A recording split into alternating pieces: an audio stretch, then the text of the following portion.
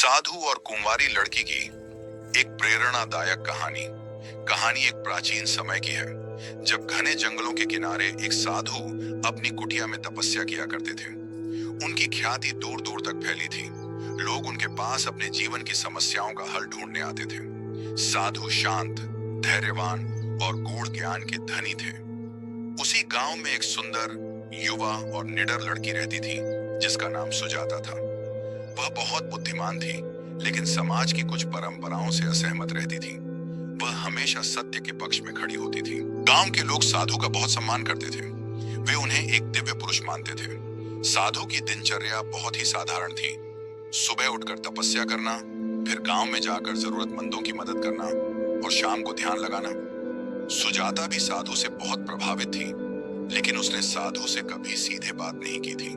वह साधु के विचारों को समझना चाहती थी, लेकिन समाज के डर से उनसे मिलने नहीं जाती थी। एक दिन गांव में एक बहुत बड़ी घटना हुई।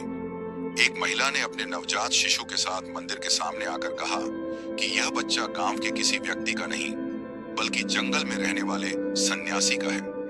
गांव में हड़कंप मच गया। लोग कहने लगे, यह कैसे हो सकता है? साधु तो इतने महान हैं, वे इस तरह का काम नहीं कर सकते।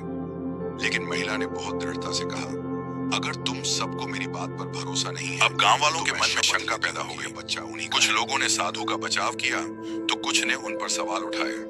गांव के कुछ लोग साधु के पास गए और बोले, महात्मा जी, क्या आप इस आरोप को स्वीकार करते हैं? साधु ने शांत भाव से कहा, यदि यह सत्य है तो मैं इसे स्वीकार करता हूँ। गांव वाले चौंक गए, लेकिन महात्मा, यह आप क्या कह रहे हैं? अगर यह झूठा आरोप है तो आपको इसका खंडन करना चाहिए।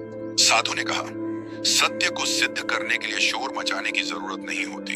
जो सत्य है वह समय के साथ स्वयं प्रकट हो जाता है। गांव वालों ने यह बात सुनकर साधु को दोषी मान लिया। अब वे उन्हें उतने सम्मान से नहीं देखते थे। साधु पर संदेह किया जाने लगा, लेकिन साधु अपने मार्ग से विचलित नहीं हुए। उन्होंने चुपचाप वो बच्चा स्वीकार कर लिया और उसकी देखभाल करने लगे।